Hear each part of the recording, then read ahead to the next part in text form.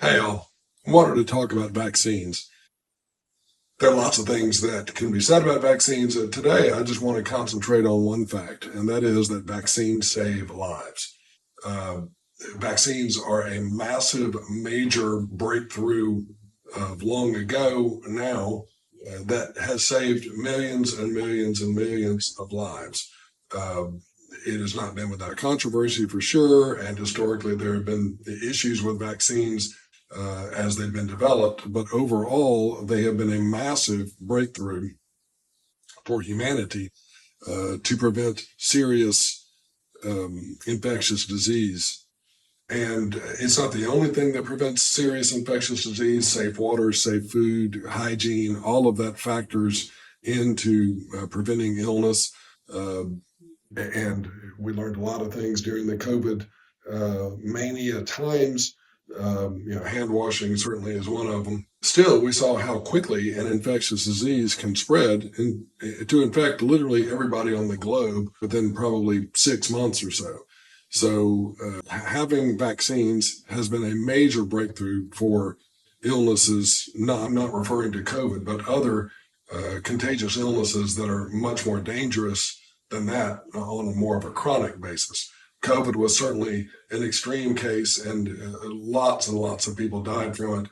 And the vaccine saved millions and millions of lives, but it also was full of controversy and potential side effects and all kinds of issues that all of you are familiar with. So this video is not about the COVID vaccine at all. The COVID vaccine exposed a problem with public trust of the vaccination process. It showed a major crack in the public health world as far as the United States goes, and the way it was implemented and the way it was mandated. Were there side effects? How bad were the side effects? All of those things factored into it being a major problem for public trust of the public health sector in America. I'm not talking about that one.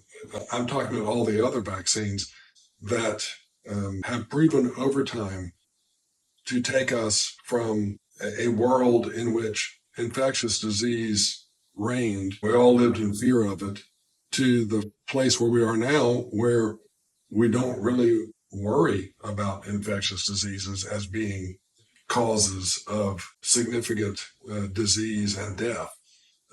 We live in a world of ease, and it's real easy for us to second guess things now because we don't have to live in fear of all of the diseases that have been essentially stamped out by vaccines.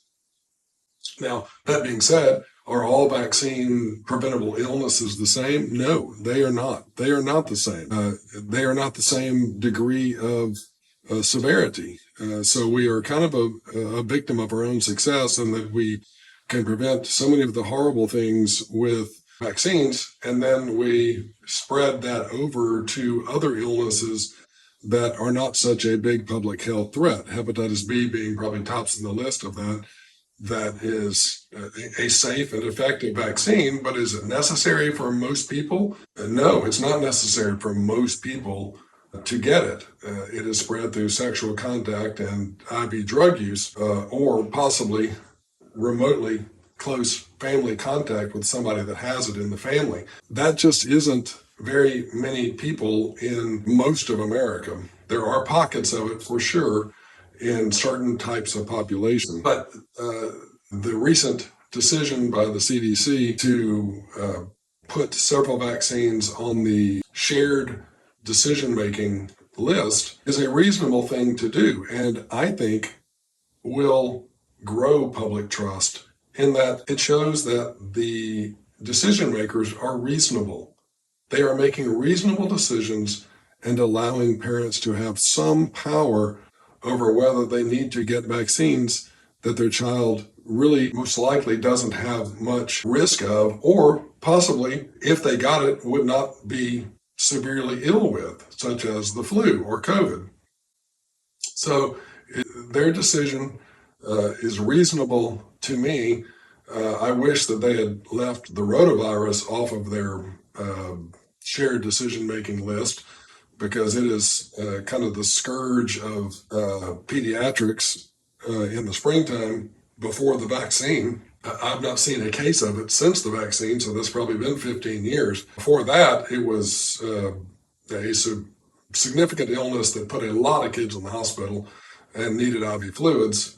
In other countries, it causes lots of death because they don't have access to IV fluids. But since we're talking about America and we're talking about your children and my children, I think it is fair that it is a shared decision-making criteria for that one as well. I just hope most people decide to get it, because if we don't have most people get it, then we're going to start having outbreaks of it, and it's a miserable illness. Kids in America don't generally die from it because we can get IV fluids here, but it is still a miserable illness that parents will have wished that they had gotten the rotavirus vaccine when their child has it, because it's such an awful 7 days. And also on the issue of side effects of vaccines, those are so few and far between. Literally, I have filled out one VAERS, the Vaccine Adverse Event Reporting System. I filled out literally one of those in 35 years. Serious side effects from vaccines, I'm not saying that they're impossible. You could take an amoxicillin and have a serious reaction to it. The vast majority of people get vaccines and have no side effects at all. Try your best to not pay attention to all the noise out there about all the awful side effects from all these vaccines, because I'm just telling you from the front lines, we don't see them. They're not out there. They're not happening. Sure, if you give enough vaccine to millions and millions and millions of people, you can find some people that had some idiosyncratic, lightning bolt type of an event, but oftentimes there's no proof that it's from the vaccine. There are other factors involved. So there are just so many other mitigating factors. These have been studied and they are proven to work. So stick with it. Anyway, that's my brief take on the CDC recommendations and just in general, my overview of vaccines.